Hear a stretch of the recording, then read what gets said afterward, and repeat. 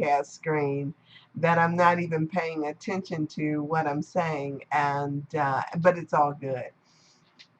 So I am streaming live on Ustream, which is probably also streaming live on my website, which is also streaming live probably on my Facebook fan page, where it has the little additional stuff on there. So I've got this that could possibly be streaming any number of places. As a matter of fact, I got a little message that says now they even stream on the cell phones. It's not fancy. It's just websites and technology and computers and stuff. And so I've actually got this iPhone, and as soon as I figure out how to do it on the iPhone, I'm going to prop my iPhone up here too, and do live stream and Ustream and Pal Talk and off of the website and all of that stuff. And like that's going to make a hoot of a difference. But whatever the case may be, I just love that that we're moving into an age where we can broadcast over so many venues and have the possibility of reaching so many more people. And so it is, so why not do it? Why not? Why not? And at some point, this is all going to start working for me, because there's so many things that come up for me that I want to do. I want to share with you guys. I really don't operate off of notes or anything. So sometimes I have absolutely no clue what I talked about with you last time. I know as I sat down at this desk, I started talking about I was going to do a show on hodgepodge, and I opened up several different books and I read to you and I talked to you about different insights that I got from readings. But it doesn't mean that what I'm thinking about or what comes out today is going to be brand new. It might be the same old stuff. Nevertheless, hopefully I'll tell you some more juicy stories or something in the midst of all of this. So the other day, I did this home to where, Sandra? I'm sorry. Oh, home to my father's house. I'm bringing him home to my father's house, and so my dad has got this big old house, and it's comfortable. It's the house where I grew up, and so we're taking him there, and I will be hopefully back and forth from there. As a matter of fact, when I first started doing this show, I was always broadcasting from my dad's house. My brother, since my father's been in hospital for 6 months now, my brother has cut off the internet and a lot of other things in the house, but hopefully we'll get all that stuff operational within the next week or two, and I won't have to feel like I'm running back and forth like a chicken with his head cut off, trying to do everything, and just get settled in. Anyway, so today I wanted to talk to you guys a little bit about sort of what I talked. Okay, so here's my thing. I don't know if I've said this to you before. As a matter of fact, if I'm talking, I know I've said it to you before. I've got this thing that if it is before you, it is for you. And so as I was reading through this little booklet yesterday, I want to pull up this because I like giving people the correct quotes rather than saying all the time. I think it was. I like to kind of get clear on what I'm doing. And so since I'm on the computer anyway, I might as well just go ahead and do it like I did it for class. So I am just opening up I keep these little, what I call spiritually speaking sheets. And it's sort of for the people who come to my class and who have not bought the book yet. I'll print out or share with them certain sections of the book so that they can read along as other people may read and share out of it. And so this may be something that you guys have heard, and but it's nevertheless it'll be juicy and good. So just stay tuned. So I was reading in this Science of Mind book out of I might have shared this, like I said, out of um, one of the sections in there, and it says, if you feel that there is a work to do, you may be sure that you are the one to do it. So the way that I always say it, if it's before you, it's for you. Nothing comes to you by accident. Nothing comes to your consciousness by accident. So then it goes on to say, an idea occurs to you because it finds you a suitable host. And maybe the idea is a refinement or extension on a previous idea, or maybe it arises from seemingly out of nowhere. But if it comes to you, it is never by mistake. So as I started, as I shared that yesterday, I'll tell you guys, not only did I have some people in my class that got emotional, it was because I got emotional. So let me share with you real quick part of, so in the book, in the Course in Miracles, page 149, I do believe it is, in my particular text, there is this story, and it says, let's share the story of the prodigal son. And the Course in Miracles, as they tell the story about the prodigal son, they break it down into a very brief story that was just like an overview, highlight. And so I'll share it with you right now, just because I can, because I've got you here, because you're listening to me, because I love you, all that good stuff. So it says, listen to the story of the prodigal son. I'm on 148, the bottom, and learn what God's treasure is and yours. This son of a loving father left his home and thought he had squandered everything for nothing of any value, although he had not understood its worthlessness at the time. He was ashamed to return to his father because he thought he had hurt him. And yet, when he came home, the father welcomed him with joy because the son himself was his father's treasure. He wanted nothing else. And so that was the way that the Course conveyed the story of the prodigal son. And while that is one of my favorite stories in the book, I felt during class that it just didn't do it justice. I have talked on the story of the prodigal son so many times. As a matter of fact, at one particular time, we've got this place, they call it 1800 Lakeside here in Cleveland. And it is where they house what would be homeless men. It is a place where, if you don't, kind of like on the movie that you saw with Will Smith in it, where him and his son went and stayed in that place overnight. I forget what the heck the name. Happiness, was it Pursuit of Happiness? Is that might have been the name of the movie? And the man and his son went, and they had to be there by a certain time. Yeah, okay, thanks. They had to be there by a certain time, and then you get to spend the night overnight, and then the next morning you got to get up and go. And that's what 1800 Lakeside is here. It's a place where homeless men only, sleep. And at times what they do is, as part of, the perk or the punishment of staying there is if you want to eat, you have to come in and you have to listen to a speaker.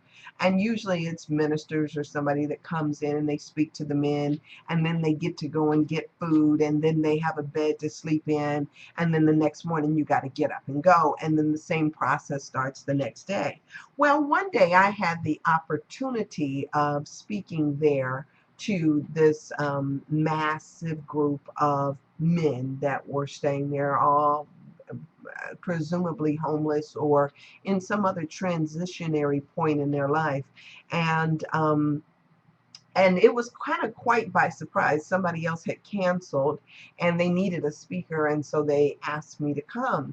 And I remember, as I looked out at these people looking at me with these faces kind of on one hand, it's like, here we go, we got to listen to somebody else. And on the other hand was, what's this little girl going to tell us? Because I do have that kind of baby dollish look, I guess, like Lynn likes to say. I do have that baby dollish kind of look about me. And so, everybody kind of gave me this look like, okay, we'll go in here and we'll sit through this so we can eat and then go to bed. And so what came to me was the story when I started, like, how we all do. It's like, God, tell me, show me what to say. What would you have me say here? And so the story of the prodigal son popped up into my mind. And so that was the one I shared. And it's one that is, that warms my heart in particular, because I'm always labeling myself somewhat of a prodigal child, because I always feel as though I'm never staying in line. I just refused. I'm rebellious by nature. So when I came across the story of the prodigal son years ago in the course, I read it and I thought, oh, wow, they just kind of glossed over it. And so let me share with you, like I did last night, my rendition of the prodigal son. This time I'll do it without crying, because last night I wasn't so fortunate. I kind of shed a tear or two. So I'll do it hopefully this time without that. So um, you know the story, how it goes off, and the son, and I always say it's the youngest son, because for some reason, I don't know, maybe the book says it's the youngest son, but it just seems like in the nature of the youngest son. So there's two sons that belong to this father, and the youngest son goes to his father and he says, you know what? He says, give me my inheritance. Whatever it is that you're going to do for me, give it to me now, because you know what? I want to go out and I want to see the world. I want to travel. I want to see that there's more to life. And so give me what you would have me to have right now. Why wait? Why wait? So give it to me now. And so the father, gave his son, divided up, and gave his son his portion. And this son, he left home. And he left home. It reminds me of a journey that I've taken and that so many of us have taken before in life. And he went off and, first time being outside of his dad's house, outside of the control. And he goes off and he starts living at what you would call, or what they would call back in that day, a riotous life. I mean, go buy some fancy clothes and go out to the clubs, and the women and all these other things that just kind of like gets you caught up in the life. And so he's out busy living and partying and all this riotous living, so to speak. And then all of a sudden, he reaches down into his purse to get some more money, and oh man, the money had run out. I mean, sometimes we all have those moments in our life where, like we weren't really paying attention, and before we know it, the money, what we thought we had. I mean, some of us are like those with those little credit card, debit cards, whatever. It's like all of a sudden, it's like, what? What do you mean they rejected it? What do you mean I don't have any money in there?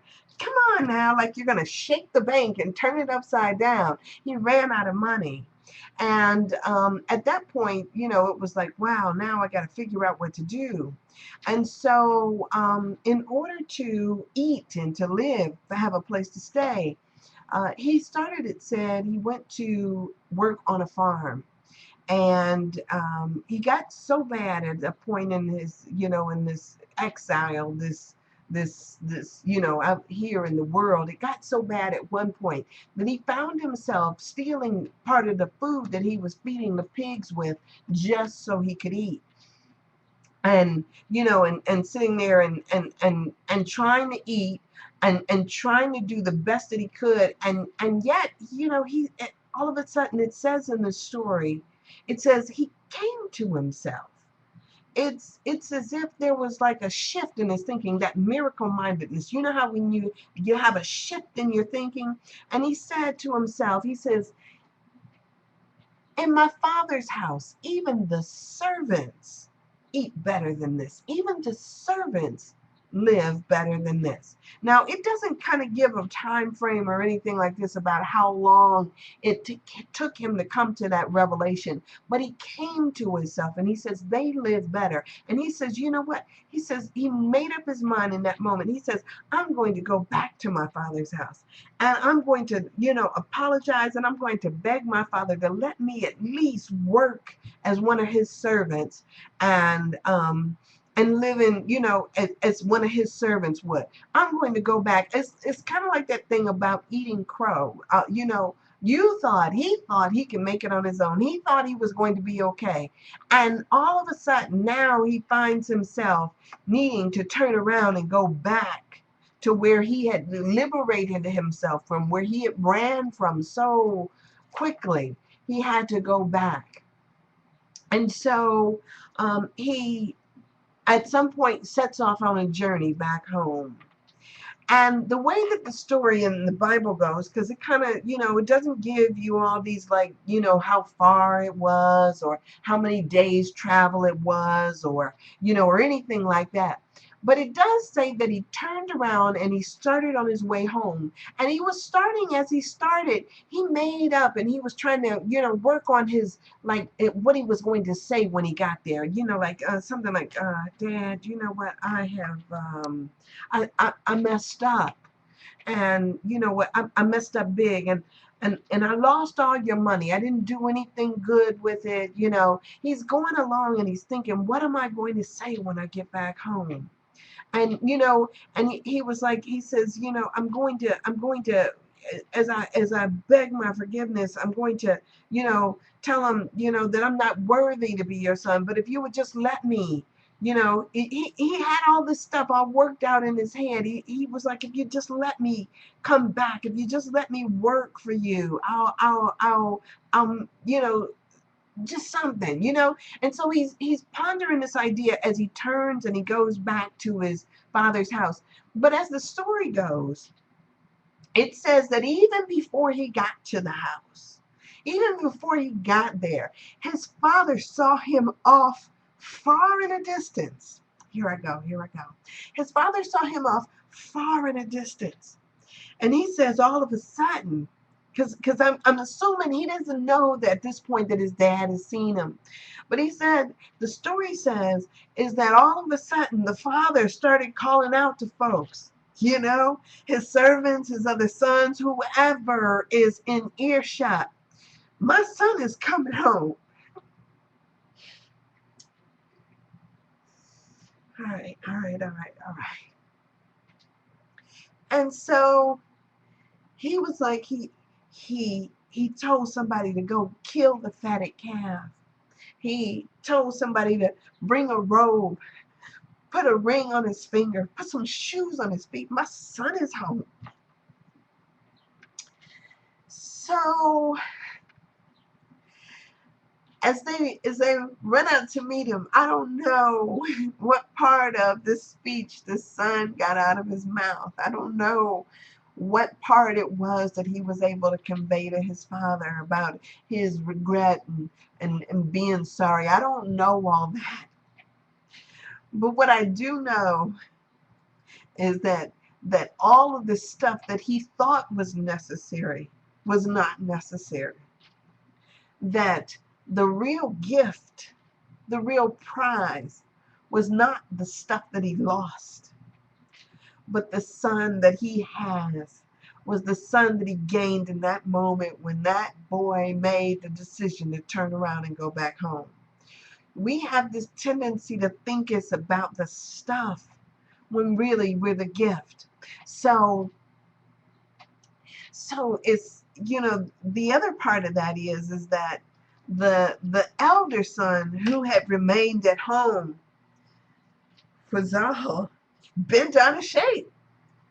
He was all bent out of shape, and he's, over there pouting somewhere off in the corner. And, all of a sudden, I guess there's this little storyline about the eldest son who was saying, you know what, I don't get it. I've never left your side. I've been here all along. He's saying, to his dad, you know, this boy done took all your money and went and spread it out everywhere that he could think of. He's done all these things that, you know, that just are outside of how you raised us. And yet you've never killed a fatted calf for me. You've never put a ring on my finger. You've never thrown a party in my honor. You've never done any of this stuff. And the father looks at him as if to say, and said, all that I have is always been yours. And I think that sometimes, all the time, we tend to forget that all this has always been freely given to us, freely offered to us. And yet we want to sit there and begrudgingly think about what Lynn got or what Dove got, not look at what we have. It's always been yours. He didn't know that he was the gift. And so sometimes, you know, it's funny because sometimes as I sit next to my dad's bed, you know how they say familiarity breeds contempt. Sometimes I know my dad is there and he's barking at me, and, you know, though he can't really talk, he's like, I get those scolded looks and everything like that. And let my sister or my brother, who only shows up once a week, walk in the door, and he lights up like a Christmas tree and beaming and everything, as if to say, wow, you're here, you know, and all happy and everything like that.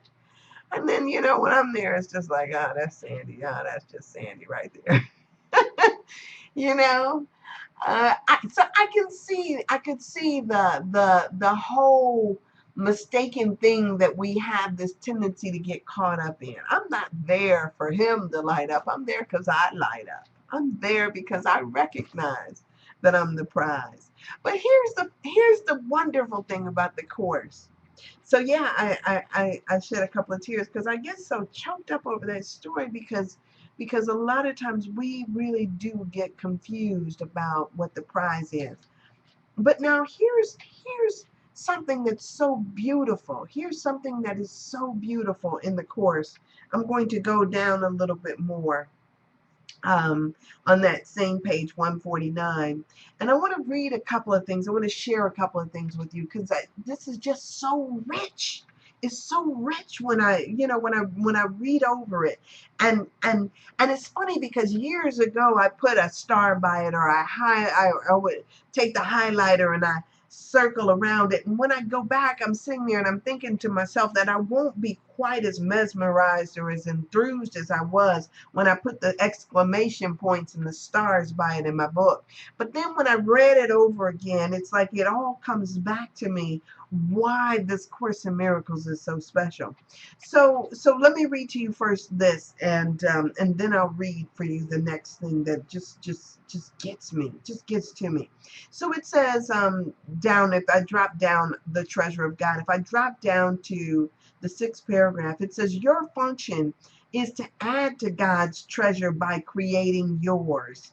His will to you is his will for you. His will to you is his will for you. He would not withhold from you because his joy is in it. So can you imagine that just like those sons, the father, it's the father's joy to see, you know, somebody go off and create as he is created, to go out and extend himself into the world, to go out and carry that off into the world, all that they have been raised for, all that they've been prepared to go out. And so now they get to carry that out into the world. And so it's his joy to see it go forth. It's, a father's joy to see, his grandchildren, or a mother's joy to see her grandkids come and great grandchildren, because it is that going forth. It is that carrying on forward of that seed, of all that they have instilled in you. You get to then go forth and share that with the world. It's so joyful. So, but wait a minute. Then I drop down into the seventh paragraph, and let me read to you what it says at the beginning of the seventh paragraph. It says, an unwilling will does not mean anything. I don't need to read any. I don't need to. Okay, I'll start up a little bit further, back in 6. Creation is the will of God. His will created you to create. Your will was not created separate from his, and so you must will as he wills. Then in paragraph 7, an unwilling will does not mean anything. Being a contradiction in terms, it actually means nothing. So, again, an unwilling will does not mean anything. Being a contradiction in terms, it actually means nothing. It's like having it's like that double negative in mathematics. You know how they have 1 and then plus a -1 equals 0. So since it's a contradiction in terms, it actually means nothing. How can you have a will that is unwilling? An unwilling will is a contradiction, and so therefore it means nothing. So let me read on, because that's not the juicy part. I mean, it's juicy, but it's not the juicy part. When you think you are unwilling to will with God, you are not thinking. That's what it says. When you think that you are unwilling to will with God, you are not thinking. So I remember, let me for a second take a, before I get to the next line, I'm gonna take a detour for a second there, or a sidestep. So I remember, and I probably shared this with you guys before, I remember this perception of minds that I had, that I wasn't really ready to turn over my life, so to speak. That's the vernacular we used to use back when I was in a Baptist church. I wasn't really ready to turn over my life to God, or my life to Christ, however they say it. I wasn't ready to be saved, as they would say it, because to me, being saved, or to turn over my life to Christ, meant that I would no longer have all the fun and everything. It seemed like a dull and boring life. It seemed like the life that was just, like prohibition had set in. Like I wouldn't be able to drink, I wouldn't be able to hang out, I wouldn't be able to have sex unless, of course, I was married. I wouldn't be able to do all the things that I thought was fun and this riotous living. And so I was unwilling for a long time to surrender to this thing, because I kept thinking to myself that, I'll get my life right at a certain point when I'm good and ready to get my life right. But right now, I just want to, girls just want to have fun, that kind of thing. I just wanted to have fun. I didn't want to be there. And so I was, busy being rebellious and trying to do over here what I wanted to do without giving over, without surrendering, without being saved. I wanted to, I was like, okay, at a certain point, I'll just, I'll do it when I get older, when I've run out of funness in me, I'll do it then. And so I remember very clearly having that perception that there would be this life, and then there will be an afterlife. The afterlife, during what this bodily experience, during this physical experience that I'm having, that life I would be, I'd turn into Polly purebred and be all a goody girl. But for right then, I wanted to have fun. And so I didn't want that. And so, but then it's like when I read this, like this thing about an unwilling will, I mean, who's to say that God didn't want me to be happy? Who's to say that God didn't want me to have fun? Who's to say that this is the way, that sterile life, that life that was, joyless? Who's to say that that was the life that God wanted for me? I mean, that's the interpretation that we get when we go into some of these churches, when we go into some of these experiences. That's the interpretation we get. But who's to say that that's right? I mean, who died and made them God? Who told them that they could tell me about what to do, what to wear, what to think, how to act, how to hold my legs, how to cross my legs, how to sit up, how to eat?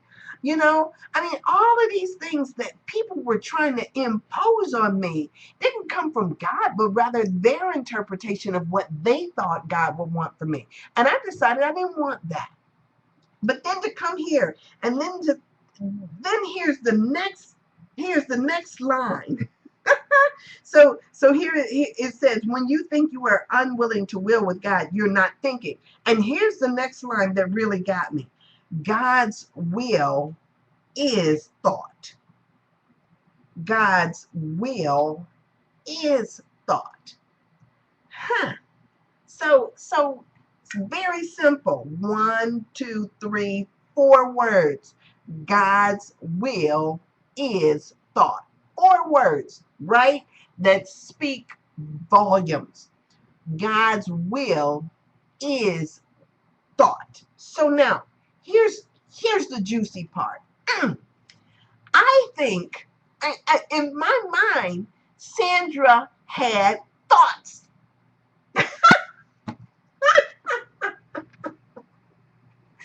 Y'all not hearing me, right? I mean, do y'all still hear me, right?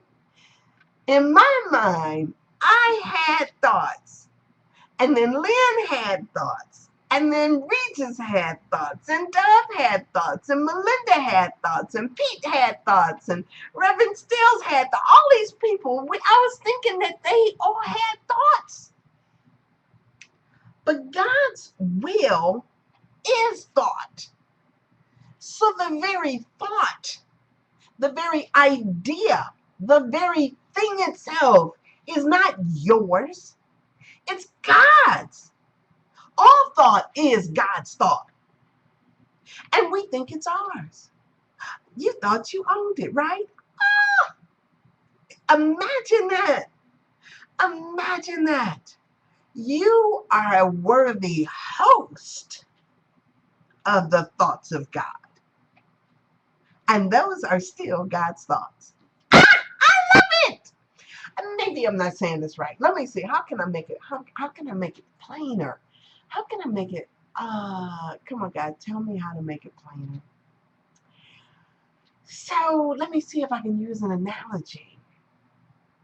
Oh, so it's like so that's why the thought of death is crazy. Okay, so yeah, so here's the analogy, right? So when you look at the ocean, this is the analogy I always use. I always go back to water all the time because water is so wonderful. So when you look at the ocean, you see the ocean out there, and the ocean and all its power and everything is just ocean. It's just huge, unimaginable amount of water. Just water, water, water, water, water. And so when you go out there and now all of a sudden you get a cup of water out of there, you think that no longer do you have ocean water. Now you think you got a cup of water. Huh. And then if you take that cup of water and you pour it into an ice tray and you stick it in the freezer, now you think you got ice cubes. And as a matter of fact, that's cube number 1 and cube number 2 and cube number 3. And if I take cube number 3 and chip it, then I think now I've got ice chips. Right? At some point, you think that it transformed itself from being the ocean to being ice chips. And then if the ice chip melts, heaven forbid, you got a couple of drops. And you think that now, all of a sudden, it's no longer the ocean. It's no longer part of that because now we've broken it down into pieces, pieces, pieces, pieces, pieces. But still, it is part of, even though not in magnitude, but in kind, it is still one and the same. So just because the thought comes through your mind doesn't make it not God's thought. It's not your thought. It is the thought that God is lensing inside of you. You became a worthy host for that thought. So I loved it because I used to see when I I get all these fabulous ideas. You see how these things just come into my head, right? I don't know that you think that they're fabulous, but they come into my head. So I got this big picture. What I shared with them yesterday is I got this big picture idea about thoughts. You've seen a roulette table, right? You've got the red and the black, and there's numbers on top of each of these holes, and they throw a ball into the center, and then the ball travels around and bloop, bloop, bloop, bloop, bloop, bloop, bloop, bloop, bloop, bloop, bloop, bloop, bloop, bloop, and then it finally finds a hole and it lands into a hole, right? That hole, instead of looking at it like it's number 24, look at it like it's, I don't know, say Lynn. Look at it like it all of a sudden it drops into your place where you are. All of a sudden, this idea that could have fallen on any number of 144 possibilities or 1,700 possibilities or even a million different possibilities, all of a sudden that ball lands in your court because you are a worthy host for that idea. So what do you do with the idea? What do you do with the thought that pops into yours? And so, yes, we are all divine drops. What do you do with that drops in your lap? If it is before you, it is for you. There's no escaping it. And so there is this thing that, a lot of folks want to do. Like, say, for instance, he's telling the son, the oldest son, all that I have has always been yours. Always been yours. But the thing is you didn't decide that you wanted to take what's yours and go someplace else. You decided that you wanted to, to set up camp right here, that you wanted to do it this particular way. But don't get mad at your brother because he chooses to do it another way. His idea, the idea that came to his mind that was that he wanted to go out and see the world. He wanted to go out and experience all this stuff. How can we be mad at one another because they want to go out or because you want to go out and you want to do things differently? It's like this thing of who do you think you are to be a bigger drop or to think that you can now become an ice cube when all you were in the first place was water. And so, as we share these expectations that we have for our that for our lives, for what we're doing here, as we share all of this stuff, it's like we know, I know that it is yours. You were given the ability to create, and it is up to you to be creative, to move forward, to expand what has been given to you. These ideas, these thoughts are about expansion. They're not about contracting it, putting it under your arm and saying mine and not sharing it with anybody. It becomes about this thing of let us go out and share and let us, expand upon this. And so that's when I see this stuff, I'm like thinking like how wonderful and how juicy it is to be able to go out there and just do all of that and to know that it is there for me, that was given to me. So, even now, as I get ready to see my dad through this coming home part, I know that there is this familiarity breeds contempt thing with him. I know that he's sitting there and he's looking at me and he's probably thinking in his head, Sandy don't have anything better to do with her time than to sit by my sick bed and make sure I'm okay. He probably thinks I have nothing better to do with my time. I know. I know, we all know, that I've got other things that I could do, but there is a commitment, a need that I have to see that this goes through smoothly. Um, I don't know about what other people do. I was watching this show, and this guy was writing down his reasons for doing something and not doing something. And one of the things he wrote down was, I couldn't live with myself if I did such and such.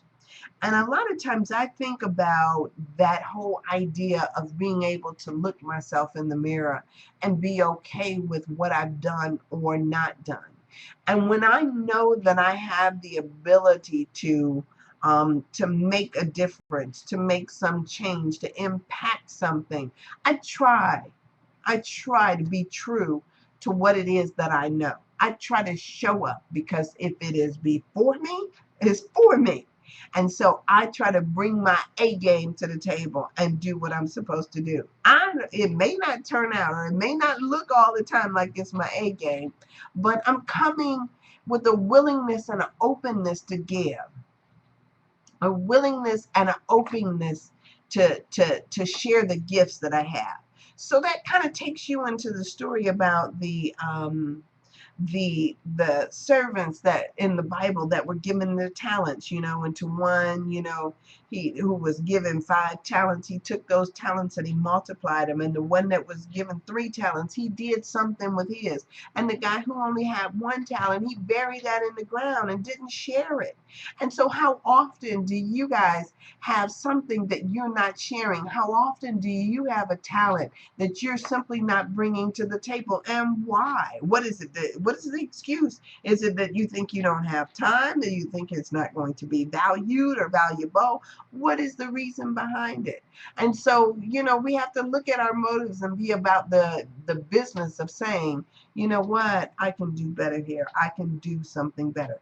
You are the treasure, and it is yours. You are supposed to expand, that's supposed to extend, and supposed to create. And so be about the creativeness and doing that.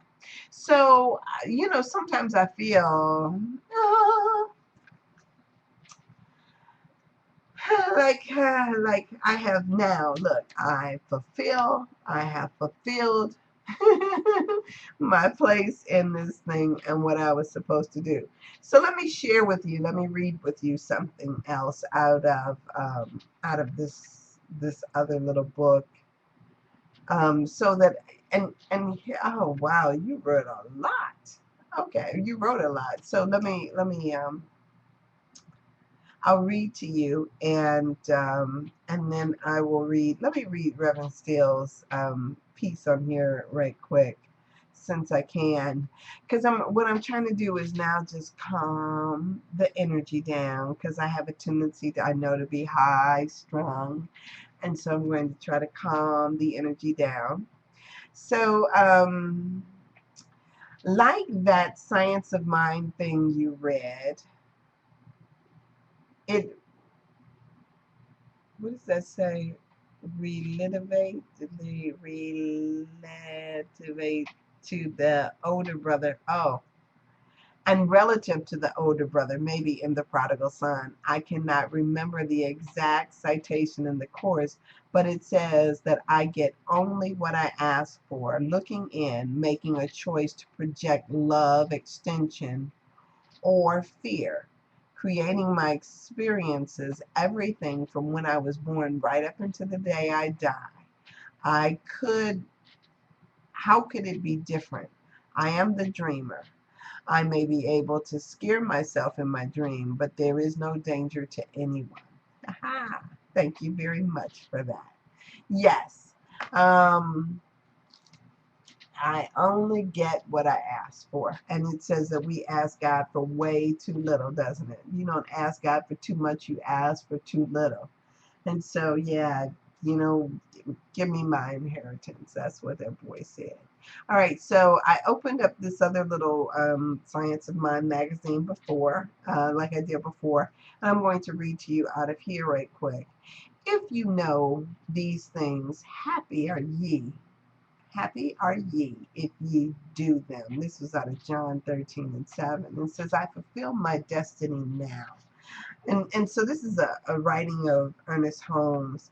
He says, I know beyond the shadow of a doubt that God supports me in every right action. I feel the sustaining power of spirit flowing through me, and I act with authority. I do those things which are pleasing to God and helpful to man. The joy of true accomplishment is mine today. I believe that God loves me and his approval is all I need. I'm glad to be an outlet for the perfect action of a perfect mind. Oh, I love that. I'm glad to be an outlet for the perfect action of a perfect mind. I have purpose in living. Amen. I was created to be a witness to the truth and to fulfill my destiny now.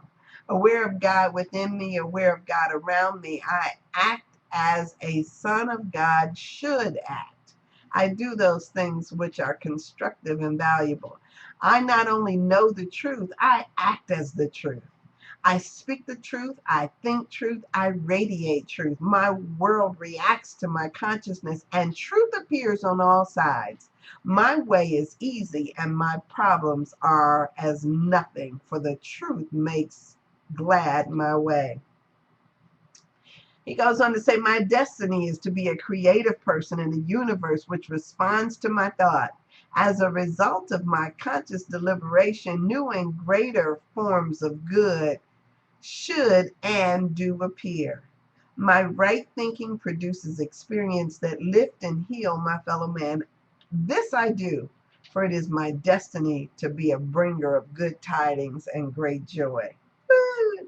So the closing affirmation is I delight in the magnificence of God's universe. I'm glad that his mind fashioned me out of its own substance of good. I realize that I must live in accordance with God and his perfect law of mind action. I do this for it is the only permanent way of peace and true accomplishment. I just kind of opened up that book to that, and what a blessing. I love this stuff. I love the way that it comes together, and I love that it is here and it uses me. So, you know what? I'm just so grateful and I'm so happy that I get a chance to to do this with you guys, and yeah, and to be there in this space. So what I'm going to do right now, um, instead of getting off on another idea, I'm going to play for you guys my favorite song. And you've heard it before, so don't sue me.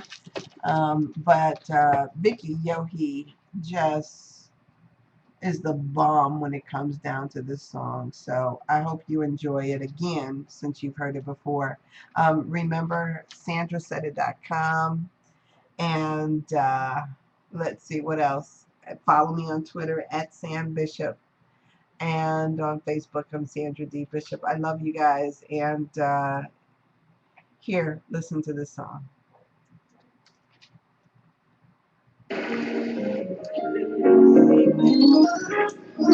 How many needs a breakthrough?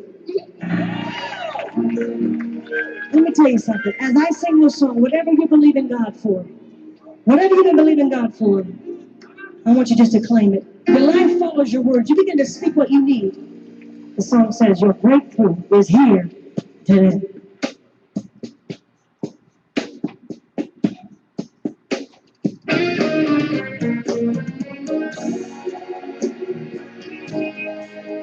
Y'all better get happy about out there. You happy?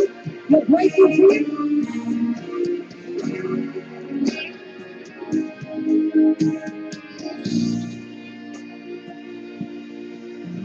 My word shall not return void. It will do everything said for to do. Every promise that I've made, every word you heard me say, stretch forth your faith, receive your miracle today. Oh, oh, stretch forth your faith, receive your miracle today. My word shall not return to God. It will do. It will do everything I said for to do. Every promise that I made, every word you heard me say, stretch forth your faith, see a miracle today. Stretch forth your faith, receive a miracle today. I want all of y'all to get this. My word, listen, my word shall not return. Oh, it will do everything I said for. Every promise in the book is mine. Every word you heard me say, stretch forth your faith, receive your miracle today. Stretch forth your faith. Come on, you better believe it. You better believe it. Believe your miracle now. See it by faith. You see it. I'm ordained for this day. Proclaim it. Go boldly forward. Just stand and know it's yours. You see, your breakthrough is here today. Your breakthrough is here today. Lift your hands and sing and believe it, believe it. Believe it. Your miracle now. See it by faith. By faith. Receive it. Receive it. I'm ordained this for this day.